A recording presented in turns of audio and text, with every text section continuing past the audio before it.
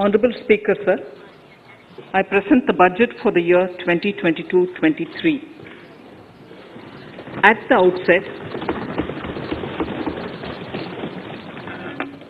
outset, sir, I want to take a moment to express my empathy for those who had to bear adverse health and economic effects of the pandemic.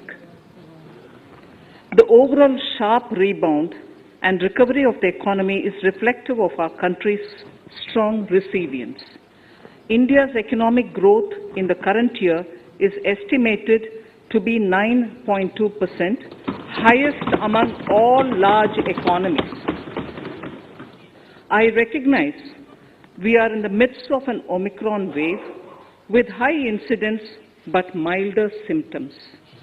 Further, the speed and coverage of our vaccination campaign has helped greatly. With an accelerated improvement of health infrastructure in the past 2 years, we are in a strong position to withstand challenges. I am confident that with Sabka Prayas, we will continue our journey with strong growth. Honorable Speaker, we are marking Azadi Ka Amrit Mahotsav and have entered into Amrit Kal, the 25-year-long lead up to India at 100. Honorable Prime Minister in his Independence Day address had set out the vision for India at 100. By achieving certain goals during Amrit Kal, our government aims to attain this vision. They are complementing the macroeconomic level growth focus with a microeconomic level all-inclusive welfare focus, promoting digital economy and fintech, technology-enabled development, energy transition, and climate action, and relying on virtuous cycles starting from private investment with public capital investment, helping to crowd in private investment. Since 2014, our government's focus has been on empowerment of citizens, especially the poor and the marginalized. Measures have included programs that have provided housing, electricity, cooking gas, and access to water. We also have programs for ensuring financial inclusion and direct benefit transfers. We are committed to strengthening the abilities of the poor to tap all opportunities. Our government constantly strives to provide the necessary ecosystem for the middle classes, a vast and wide section which is populated across various middle income brackets, to make use of the opportunities they so desire. This budget seeks to lay the foundation and give a blueprint to steer the economy over Amrit Kal of the next 25 years, from India at 75 to India at 100. It continues to build on the vision drawn in the budget of 21-22. Its fundamental tenets, which included transparency of financial statement and fiscal position, reflect the government's intent, strengths, and challenges. This continues to guide us. The initiatives of the last year's budget have seen significant progress and have been provided with adequate allocations in this budget as well. The strengthening of health infrastructure, speedy implementation of the vaccination program, and the nationwide resilient response to the current wave of the pandemic are evident for all. The productivity-linked incentive in 14 sectors for achieving the vision of Atmanirbhar Bharat has received excellent response, with potential to create 60 lakh new jobs and an additional production of 30 lakh crores during next 5 years. Towards implementation of the new public sector enterprise policy, the strategic transfer of ownership of Air India has been completed. The strategic partner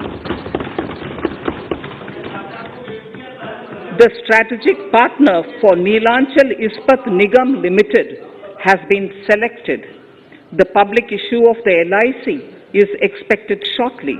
Others too are in the process for 2022-23. Please The no, National Bank आपको for पर्याप्त मौका, पर्याप्त अवसर मिलेगा। बेटे बेटे टिप्पणी मत कीजिए। the National Bank for Infrastructure Development and National Asset Reconstruction Company have commenced their activities.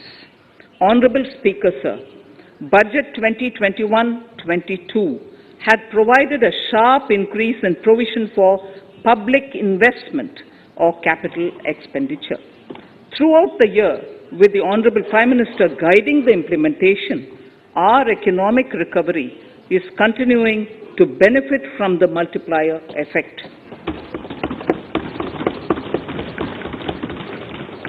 This budget continues to provide impetus for growth. It lays a parallel track of 1. A blueprint for the Amrit Kal, which is futuristic and inclusive. This will directly benefit our youth, women, farmers, the scheduled castes and the scheduled tribes. And number 2, big private public investment. Number 2, big public investment for modern infrastructure, readying for India at 100. This shall be guided by PM Gati Shakti and be benefited by the synergy of multimodal approach. Moving forward on this parallel track, we lay the following 4 priorities: PM Gati Shakti, inclusive development, productivity enhancement and investment, sunrise opportunities, energy transition and climate action, and 4, financing of investments.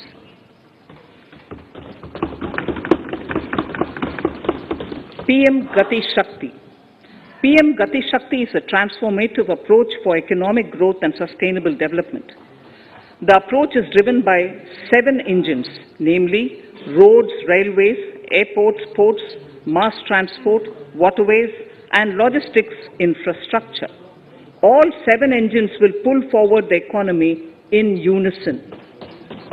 These engines are supported by the complementary roles of energy transmission, IT communication, bulk water and sewerage, and social infrastructure.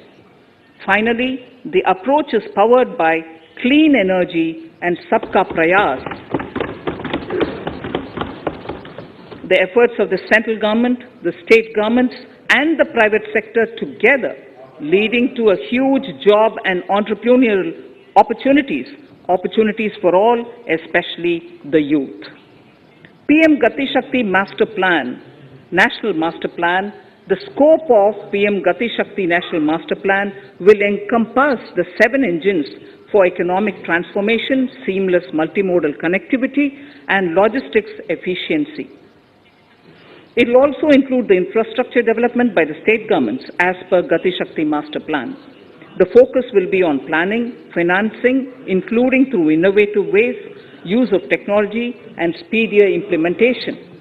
The projects pertaining to these 7 engines in the national infrastructure pipeline will be aligned with PM Gati Shakti framework. The touchstone of the master plan will be world-class modern infrastructure and logistics synergy among different modes of movement, both of people and goods, and location of projects. This will help raise the productivity and accelerate economic growth and development. Road transport. PM Gati Shakti Master Plan for expressways will be formulated in 22-23 to facilitate faster movement of people and goods. The National Highways network will be expanded by 25,000 kilometers in 2022-23. 20,000 crores of rupees will be mobilized through innovative ways of financing to complement the public resources. The data exchange among all mode operators will be brought on unified logistics interface platform, designed for application programming interface. This will provide for efficient movement of goods through different modes, reducing logistics cost and time, assisting just-in-time inventory management, and in eliminating tedious documentation. Most importantly, This will provide real-time information to all stakeholders and improve international competitiveness. Open source mobility stack for organizing seamless travel of passengers will also be facilitated. Contracts for implementation of multimodal logistic parks at 4 locations through PPP mode will be awarded in 22-23. Railways will develop new products and efficient logistic services for small farmers and small and medium enterprises, besides taking the lead in integration of postal and railways network to provide seamless solutions for movement of parcels. One station, one product concept will be popularized to help local businesses and supply chains. As a part of Atmanirbhar Bharat, 2,000 kilometers of network will be brought under Kavach, the indigenous world-class technology for safety and capacity augmentation in 2022-23. 400 new generation Vande Bharat trains will better energy efficiency and passenger riding experience will be developed and manufactured during the next 3 years. 100 PM Gati Shakti cargo terminals for multimodal logistics facilities will be developed during the next 3 years. Innovative ways of financing and faster implementation will be encouraged for building metro systems of appropriate type at scale. Multimodal connectivity between mass urban transport and railway stations will be facilitated on priority. Design of metro systems, including civil structures, will be reoriented and standardized for Indian conditions and needs. Parvat Mala, as a preferred ecologically sustainable alternative to conventional roads in difficult hilly areas, National Ropeways Development Program will be taken up on PPP mode. The aim is to improve connectivity and convenience for commuters, besides promoting tourism. This may also cover congested urban areas where conventional mass transit system is not feasible. Contracts for 8 such ropeway projects for a length of 60 kilometers will be awarded in 22-23. With technical support from the Capacity Building Commission, central ministries, state governments, and their infra agencies will have their skills upgraded.